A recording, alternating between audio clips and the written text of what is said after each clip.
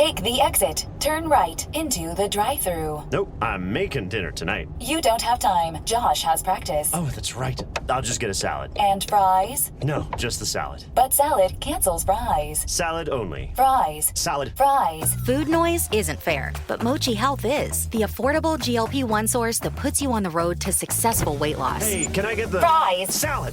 Sorry. Learn more at joinmochi.com. Mochi members have access to licensed physicians and nutritionists. Results may vary. You're listening to this podcast, so I know you've got a curious mind. Here's a helpful fact you may not know yet. Drivers who switch and save with Progressive save over $900 on average. Pop over to Progressive.com, answer some questions, and you'll get a quick quote with discounts that are easy to come by. In fact, 99% of their auto customers earn at least one discount. Visit Progressive.com and see if you can enjoy a little cash back. Progressive Casualty Insurance Company and Affiliates. National average 12-month savings of $946 by new customers surveyed who saved with Progressive between June 2024 and May 2025. Potential savings will vary. Voices for Justice is a podcast that uses adult language and discusses sensitive and potentially triggering topics, including violence, abuse, and murder. This podcast may not be appropriate for younger audiences. All parties are innocent until proven guilty in a court of law. Some names have been changed or omitted per their request or for safety purposes. Listener discretion is advised. My name is Sarah Turney, and this is Voices for Justice. Today, I'm discussing the murders of Dean and Tina Clouse, as well as the disappearance of their child, Holly. In 1980, Dean and Tina packed up their car and moved their family from Florida to Texas in order for Dean to pursue a better career prospect. By all accounts, the small family was happy and thriving. During this time, Tina would often send letters and pictures of Holly back home to their families in Florida. But in October 1980, the letters stopped. By January 1981, Dean's mother received a phone call from a woman who identified herself as Sister Susan. Sister Susan explains that Tina and Dean decided to join their group and give up all their worldly possessions. So she'd like to return their car to her for a monetary donation of $1,000. Dean's mother agrees, gets the vehicle back, and spends the next 40 years agonizing over what really happened to the young family. What she didn't know was that Tina and Dean had been found deceased just weeks within getting this phone call. And while it was obvious that Tina and Dean had been murdered, they remained unidentified for decades while no one knew that baby Holly was still missing. In this episode, you're going to hear two parallel timelines. You'll hear about the life and disappearances of Tina, Dean, and their baby Holly, but you will also hear the timeline of when Tina and Dean were found deceased, and the county's timeline of trying to identify them. These timelines would only intersect 40 years later when Tina and Dean are finally identified, and baby Holly was found alive. This is the case of the Clouse family. Harold Dean Clouse Jr. was born on June 7, 1959. Unfortunately, his father passed away when he was very young, so he was primarily raised by his mother, Donna Casasanta, in the New Smyrna, Florida area south of Daytona Beach. His mother has described Harold, or Dean as most people called him, as a good student who enjoyed playing football. But he was also a bit of a wanderer. He would often leave home for a week or so at a time. Now, I have to give credit to Lisa Olson at the Texas Observer. I found a lot of details about this case, specifically information about Dean's background from her article, Who Killed Dean and Tina Clouse and Where Is Their Baby? Details I didn't really see anywhere else. As always, a full list of my sources will be available on voicesforjusticepodcast.com if you are interested in reading the article for yourself. In the article, Lisa explains that at the age of 17, so around the year 1976, Dean had contact with a religious group. One day, Dean was talking to two men wearing white robes in their kitchen. He sometimes traveled with this group of people that referred to themselves as brothers and sisters. In fact, one time, Dean left for quite some time to join what his family called a cult, only to later ask his mother for money to fly back home. Now, I think it's important to acknowledge what was happening in the US at this time. Not only were teenagers and young adults leaving their families to join communes and various groups throughout the country to seek a different way of living, there was also something happening called the Jesus People movement. This movement came about during the 1960s and 1970s as there was a lot of uncertainty and unrest in the US.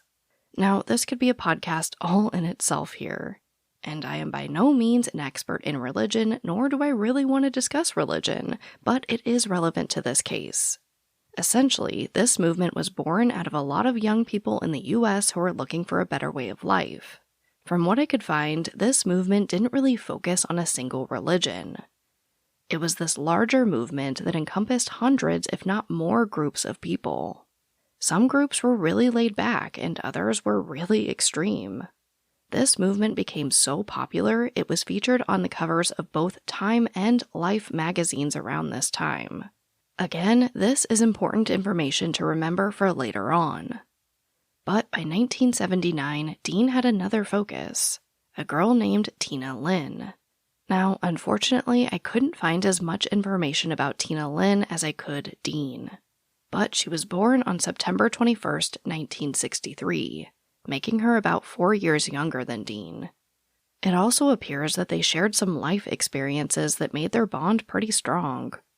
Like Dean, Tina grew up in the same area of Florida and lost her father young. Now, Tina's brother was actually dating one of Dean's sisters at this time, and they would later get married. So the families were already intertwined as well. By this time, Dean had settled down quite a bit. He was working in construction and was apparently known for his skill of building cabinetry. On June 25th, 1979, Tina and Dean surprised both of their families by getting married at the local courthouse. According to Dean's family, the next day he just came home and announced that they'd gotten married. But this does appear to be something that both of their families approved of. Then, on January 24th, 1980, they welcomed their first and only child into the world, Holly.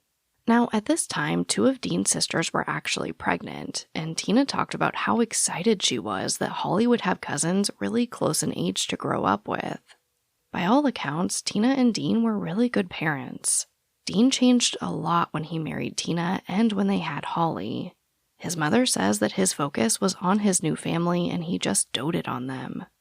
His mom described Tina's affection for baby Holly to People. Quote, "She carried a little baby book with her everywhere.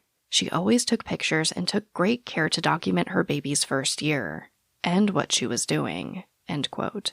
But the dream of Holly growing up with her cousins was quickly replaced by another dream. In the middle of 1980, Dean was offered a full-time, year-round job with a home builder in Texas.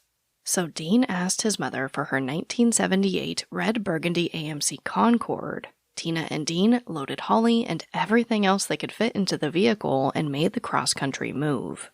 At first, they stayed with Dean's cousin in Louisville until they could get on their feet and get their own apartment. During this time, they would often send letters back home to their family in Florida. But in October, Tina sends her last letter and some pictures of Holly back home. As far as anyone could tell, things were just fine with the family. They'd just gotten their own apartment, and Holly seemed to be thriving. But then the letters just stopped without any explanation. Unfortunately, the police records from this next incident apparently can't be located by law enforcement, so the timeline is a little rough. But around January 1981, a woman identifying herself as Sister Susan calls Dean's mother to say that Tina and Dean have joined their group, have decided to cut off all contact with their families, and have given up all their worldly possessions. She adds that she's in Los Angeles and would be happy to return her vehicle in return for a monetary donation to the group. Some sources say $1,000. Sister Susan said that she would arrange to have the car driven from LA back to Florida, and apparently picks a likely arrival date and asks to meet in the parking lot of the Daytona Speedway at midnight. Dean's mother, Donna, does call authorities to be involved in the return of her vehicle. When this meeting finally does happen, Donna gets to the Daytona Speedway and waits for midnight. She says that a group of about 2 to 3 women and possibly 1 male drove up in her vehicle. One woman introduced herself as Sister Susan and appeared to be in her late 30s. The others seemed to be younger, but all of them were wearing these white robes. Sister Susan is the only one she spoke with. Now, according to police, some women were taken into custody at this time, but again, those records can't be located. I don't know if Dean's mother ever paid the $1,000, but she got her vehicle back and some type of explanation for where her son, daughter-in-law, and grandchild were. Of course, Dean and Tina's families did try to report them missing, but the Daytona Beach police said that since their car had been found and it appeared that they left voluntarily, they couldn't consider them missing persons. So Tina's family actually goes to the Salvation Army, who at this time was tracking missing persons. The Salvation Army retained this information in their system, but it was never entered into the NCIC for the FBI and other law enforcement agencies to reference. These two things, not being classified as missing persons and not being entered into the NCIC, would change the course of the investigation, these families' lives, and especially baby Holly's life forever. This episode of Voices for Justice is sponsored by Chewy.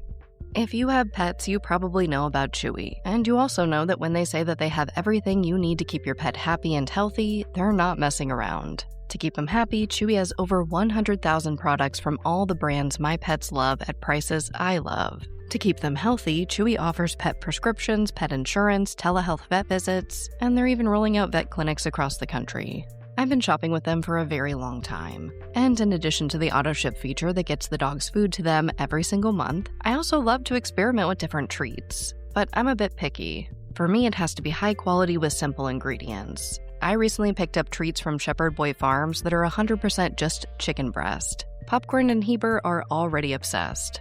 Chewy has everything you need to keep your pet happy and healthy. And right now, you can save $20 on your first order and get free shipping by going to chewpanions.chewy.com/Sarah E. Turney. That's chewpanions.chewy.com/Sarah E. Turney to save $20 on your first order with free shipping. chewpanions.chewy.com/Sarah E. Turney. Minimum purchase required. New customers only. Terms and conditions apply. See site for complete details. This episode of Voices for Justice is brought to you by Quince. I've been trying to be more intentional about what I wear each day. I'm leaning into pieces that feel effortless, comfortable, and still put together, and Quince has been my go-to. The fabrics feel elevated, the fits are flattering, and everything just works without overthinking it. They use premium materials like 100% European linen, organic cotton, and ultra-soft denim. And the best part? Everything is priced 50 to 80% less than similar brands. They work directly with ethical factories and cut out the middlemen, so you're paying for quality and craftsmanship, not brand markup. I recently just ordered their tiered linen dress, of course in black. I wanted to pair it with one of my favorite pairs of brown wedges. The problem was, I didn't have a brown purse. So I got that from Quince too. It's one of my favorite outfits. It's easy, effortless, and feels amazing, especially as we're getting a little bit warmer here in Phoenix. Refresh your everyday with luxury you'll actually use. Head to quince.com/justice for free shipping on your order and 365-day returns. Now available in Canada too. That's QUINCE.com/justice for free shipping and 365-day returns. Quince.com/justice. By January 1981, Tina and Dean Clouse, along with their about 1-year-old daughter Holly, are nowhere to be found. Their families haven't heard from them in weeks. And now they're being told that they've joined this group, given up all their possessions, and have chosen to cut off ties with them out of the blue. Dean's mother's car has been returned to her, and the police refuse to take a missing persons report, because to them, they have their answers. The family left on their own accord. Case closed. Tina's brother, Les Lynn, told the media, quote, "We pretty much thought that they had joined this religious group and didn't want to have contact with us," end quote. But while all of this was happening, their families have no idea that Tina and Dean are found deceased. On January 12, 1981, in East Harris County in Houston, Texas, 250 miles away from their home, a German Shepherd returns home with a decomposing arm in its mouth. Of course, the owner is absolutely horrified and calls police. At this time, local authorities get assistance from inmates at a local prison to conduct a search of the area, and eventually they find Tina and Dean. They were just a few feet apart from each other in an isolated area by Wallaceville Road in a small group of trees. Dean had been gagged and beaten to death, and Tina had been strangled. They can't say for sure exactly how long they'd been there, but authorities estimated it was about a week. They also theorized that Dean was possibly killed while he was attempting to defend Tina, but neither of them were found with identification on them, and there were no missing persons reports in the area to cross-reference, so they were known as Harris County Does, and eventually buried at the Harris County Cemetery. They described Tina as being as young as 15, with long brownish hair that was tied back in a ponytail, and they said it was clear that she had a habit of biting her nails. They believed Dean was 18 to 25 years old, with dark wavy hair and thick eyebrows. They added that both Tina and Dean had beautiful teeth. The only evidence that appeared to be found at the scene was a pair of green gym shorts and a bloody towel. It's unclear whether they had been murdered at the scene or had been moved after they were killed. Of course, what they didn't know was that they were missing their 1-year-old daughter, Holly. And since no missing persons report was taken and their information was never entered into the NCIC, they remained the Harris County Does. Now, I think it's worth mentioning that the NCIC began allowing entries of missing persons a few years before they went missing in 1975. And they allowed entries for unidentified remains in 1983, 2 years after they were found. So not only did they miss the chance for them to be entered as missing persons for law enforcement to reference when they found them, they missed the chance to cross-reference the unidentified body entries when they were later entered into the system after 1983.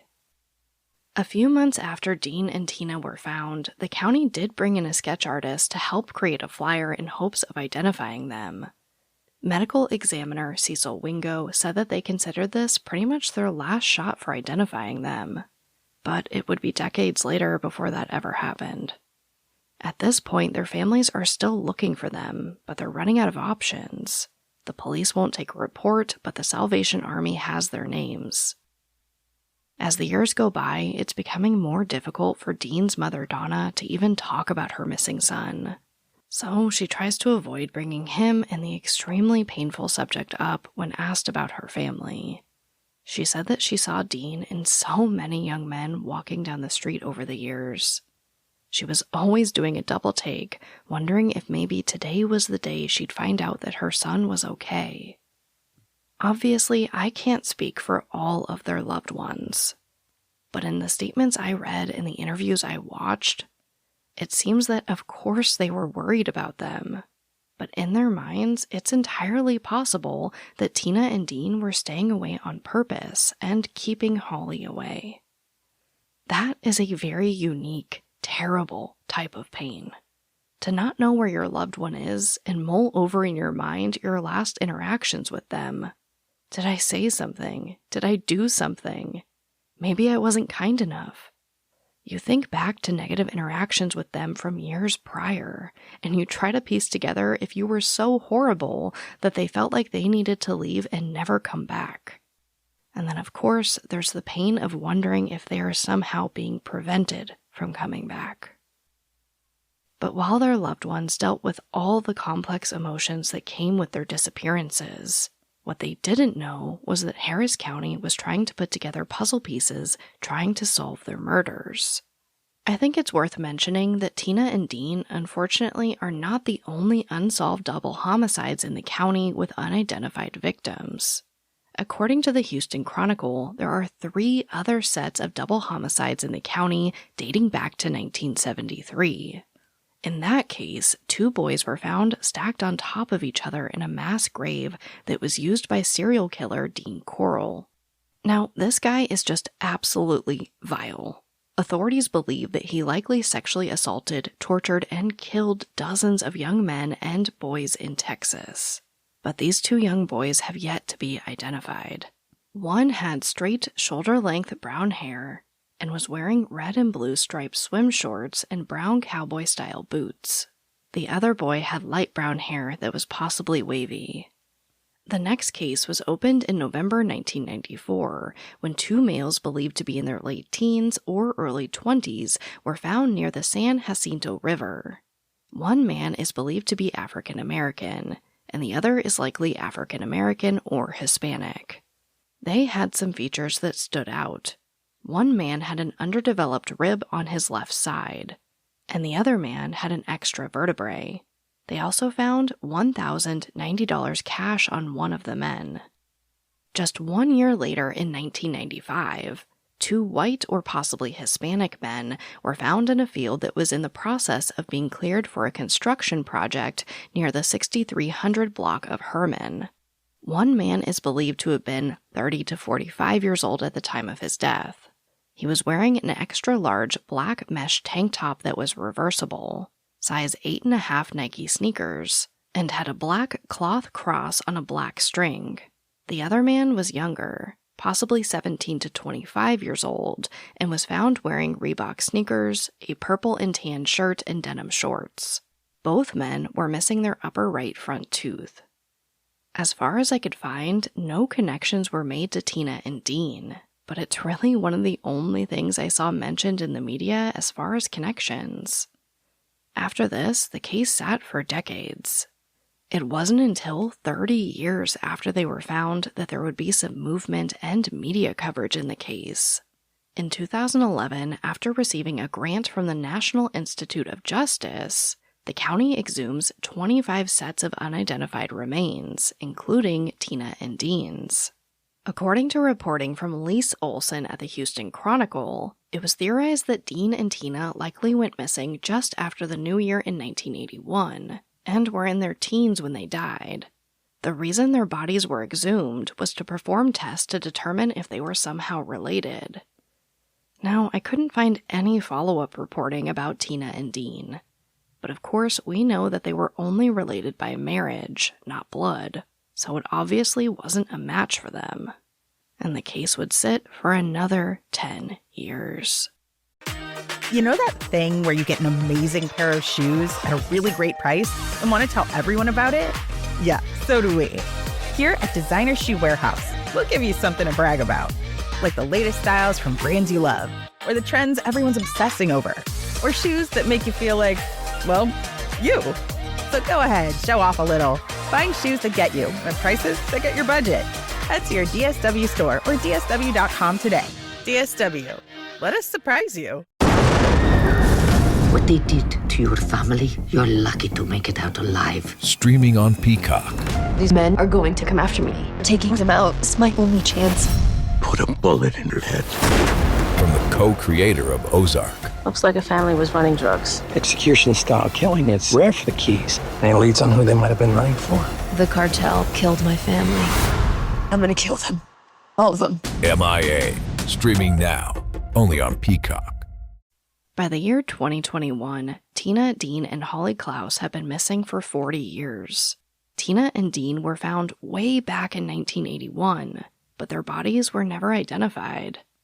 And of course, law enforcement had no idea that their Harris County does also had a child that was missing. Tina and Dean's bodies are exhumed in 2011 for testing, but it doesn't lead to them being identified. But finally, in October 2021, thanks in part to funding from media company AudioChuck, Dean and Tina's genetic information was uploaded to GEDmatch by the organization Identifiers International. Within just 10 days, they were able to find some of Dean's relatives in Kentucky, and eventually Dean's sister Debbie Brooks. I can't even imagine how insane this call must have felt for all parties involved. But the genealogist called Debbie's house to ask her about Dean, but Debbie's at work. So her husband calls her and says, "Hey, these 2 genealogists are trying to get a hold of you." Debbie outright thinks it's some type of scam, but she calls them back. They ask her if she has a relative that went missing a long time ago, and she says, "Yes, my brother Dean." And this is when they tell her that Dean and an unidentified young woman had been found 40 years ago in Harris County, and have been unidentified for this entire time. They also explain that they are obviously trying to figure out who that young woman is.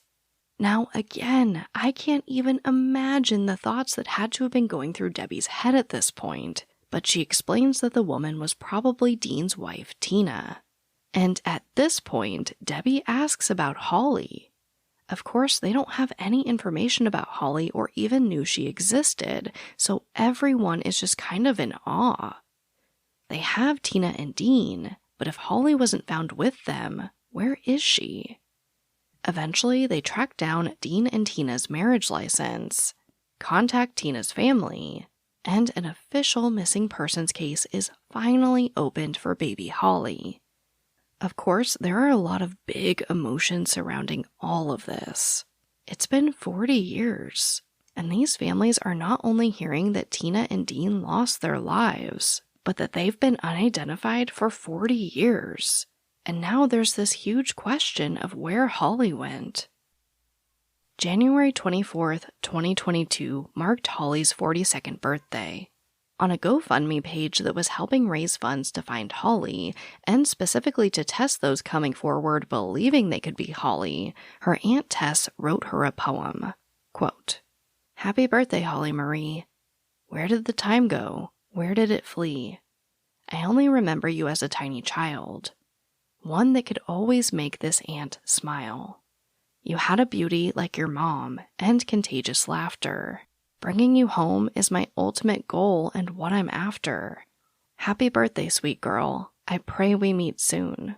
I pray someone comes forward with the knowledge that investigators need. I pray they are brave enough to tell what they must tell. I pray the information leads to an arrest. Finally, Holly Marie, I wish you only the best." End quote. By March, both families traveled to Houston to the area where Dean and Tina's bodies were found, as well as to visit the cemetery where they were buried. A local news station actually captured some of this moment on camera, and Dean's brother is basically sobbing, yelling, telling people that they need to clear a path so his mother can get to the area. You can just feel the raw pain in his voice. But the good news is, this is when the case to find Holly really starts ramping up. The Texas Attorney General's office takes over to find Holly and the people responsible for killing Tina and Dean.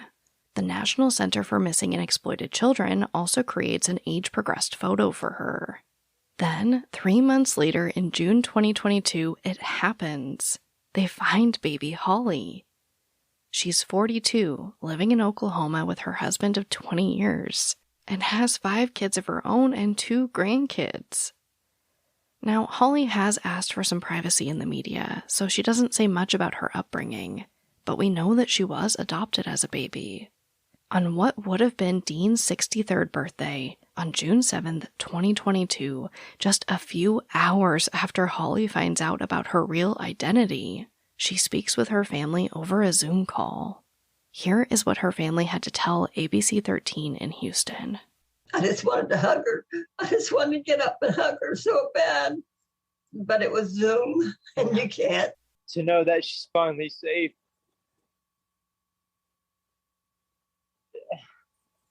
That's a really good feeling. She has her mother's her mother's smile, and she has her mother's voice. Yeah. To the T. Yeah, she's very soft, very sweet. soft, very soft spoken. It's like getting a piece of Junior and Tina back. Yes, yes. You know, a part of them. 2 days later, on June 9th, 2022, a press conference is held to announce that Holly had been found. And we get a lot more information about how Holly was found safe as a baby and the current efforts to find her parents' killers. Through collaborative efforts of the Texas Attorney General's Office Cold Case and Missing Persons Unit, the Louisville Police Department, the Volusia County Sheriff's Office in Florida, the Arizona Attorney General's Office, the Harris County Sheriff's Office, and the National Center for Missing and Exploited Children, I'm excited to announce that baby Holly has been located alive and well 42 years later. I also am happy to announce that the National Center for Missing and Exploited Children have offered and will be paying for Holly to be reunited in person with the Lynn and Clouse families. Holly has been notified of the identities of her biological parents and got to meet her extended biological for the family for the first time this Tuesday. They hope to meet in person soon, and NCMEC, the National Center for Missing and Exploited Children, is going to facilitate that meeting. This investigation highlights the hard work and collaboration of multiple law enforcement agencies working together across the country and demonstrates the importance of continuing to investigate cold cases both in Texas and in the United States. Now, this next part I'm sharing with you today because we're asking for help from the public because we have yet to solve this particular crime. While we rejoice today that Holly has been found and families that were looking for her for decades rejoice, we still are looking for suspects in this case. And I want to share that information with you, and I want to say this again. If you have information in this case, and I'm about to share some facts with you, but if you have information about this case, please contact the Texas Attorney General's Office Cold Case Unit at coldcaseunit@oag.texas.gov. That's coldcaseunit@oag.texas.gov. And our phone number as well for this investigation is 512-936-0742. The following information is released today regarding our investigation in hopes that people will hear this story and come forward with more information. Baby Holly was left at a church in Arizona and was taken into their care. Out of respect for Holly and her family, we won't have any further comments or details regarding that at this time. The family that raised Holly are not suspects in this case. Two women who identified themselves as members of a nomadic religious group brought Holly to the church. They were wearing white robes and they were barefoot. They indicated the beliefs of their religion included the separation of male and female members, practicing vegetarian habits, and not using or wearing leather goods. The women indicated they had given up a baby before at a laundromat. It is believed that this particular group traveled around southwestern United States, including Arizona, California, and possibly Texas. There were sightings of this religious group around the Yuma, Arizona area in the early 80s. The women members would be seen around town at various points asking for food. In late December 1980 or early January 1981, the families of Tina Lynn Clouse and Harold Dean Clouse received a phone call from someone identifying herself as Sister Susan, who explained she was calling from Los Angeles, California, and wanted to return Tina and Dean's car to their family. She further stated that Tina and Dean had joined their religious group and no longer wanted to have contact with their families. They were also giving up all of their possessions. Sister Susan asked for money in exchange for returning the car to Florida, where the family lived. The family agreed, but contacted the local authorities about the situation. The family agreed to meet Sister Susan at the Daytona racetrack in Florida. The family described meeting 2 to 3 women and possibly one male, and once again, these women were wearing robes and appeared to be members of this religious group. The police purportedly took the women into custody, but there is no record of a police report on file that has been found as of yet. Given the age of this case, that is common. We're still on the hunt for that police report. The return car belonged to Dean's mother and was, in fact, the car that they had in their possession. And this is the description of the vehicle. It's a 1978 two-door red burgundy AMC Concorde. Tina Lynn Clouse and Harold Dean Clouse were likely murdered between December 1980 or early January 1981. Their bodies were found off of Wallaceville Road in Harris County, Texas. I'm going to repeat that. Their bodies were found off of Wallaceville Road in Harris County, Texas. And this was between January 6th and January 11th of 1981. They were last heard from by their families in late October 1980, and they had been living in Lewisville, Texas in October of 1980, around that time. If you have any information regarding these murders, we ask that you come forward. Even if it's a piece of information that may not be concrete evidence. We need to find pieces of the puzzle to solve this crime. The Texas AG's Office Cold Case Unit and the law enforcement agencies that work with us are committed to bringing justice in this case. We wish Holly the best. We're grateful that we found her, but we must continue with our purpose of finding who murdered this couple. As of recording this episode, that was just a few weeks ago. So that's pretty much where the case is today. Of course, I think the prevailing theory here is that the group that returned Dean's mother's car is the same group that dropped Holly off at the church in Arizona, and are likely the same group involved in her parents' murders. Which brings me right to our call to action. Obviously, there were many people that were likely involved in either the murders of Tina and Dean, and/or the transportation of Holly to that church in Arizona.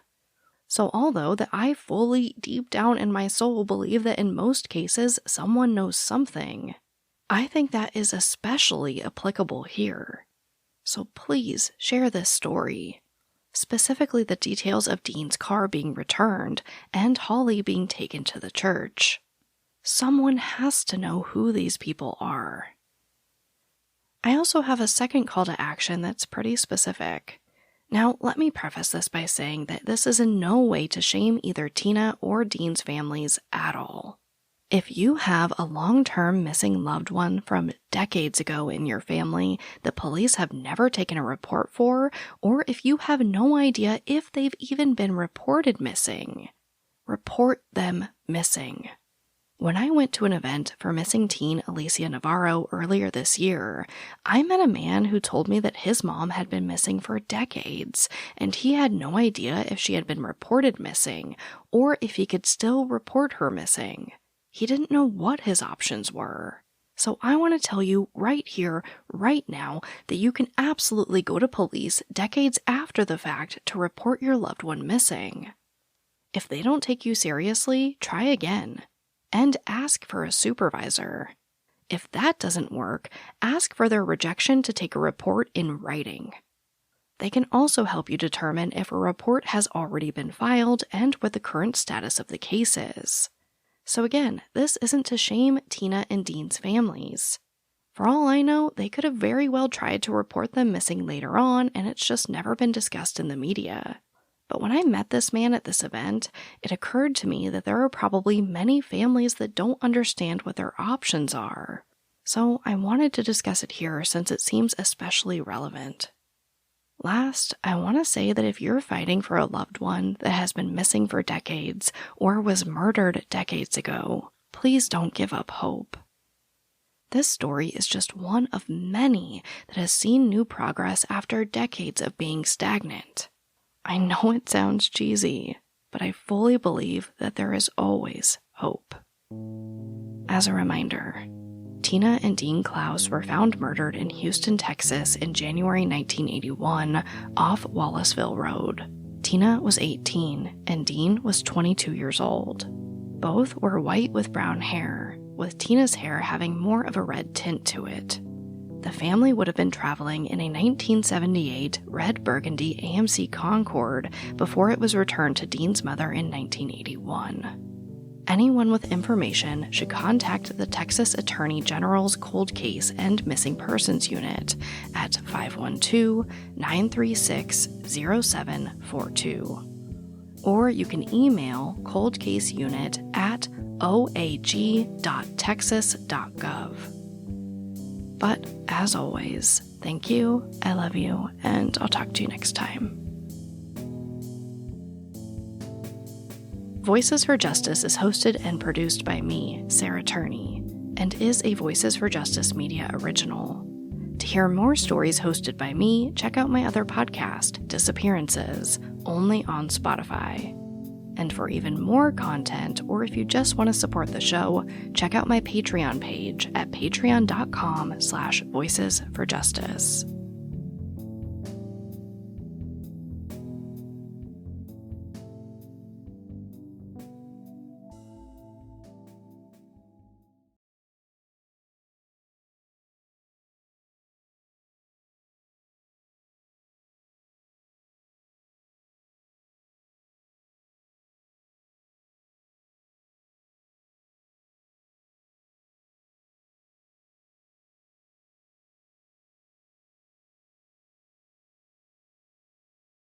Welcome to the Secret After Show, my friends.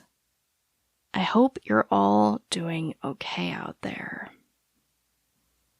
Now, I did want to give you an update because we have closed out the quarter, and that means that I'm able to make my merch donation.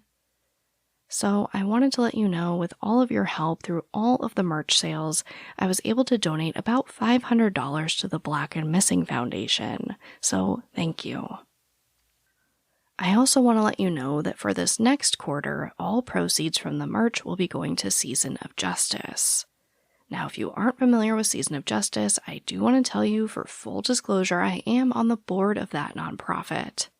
But Season of Justice funds exactly what happened in this episode. Essentially, Season of Justice offers grants for law enforcement and families to help solve cold cases. On the law enforcement side, we offer grants for testing just like this. On the family member side, we offer grants for things like billboards, social media ads, and flyers. To learn more about Season of Justice, or if you are a family out there who needs a billboard, please, please, please visit seasonofjustice.org. Now, don't let that family application intimidate you. There are a lot of fields on there, that we would love for you to fill out.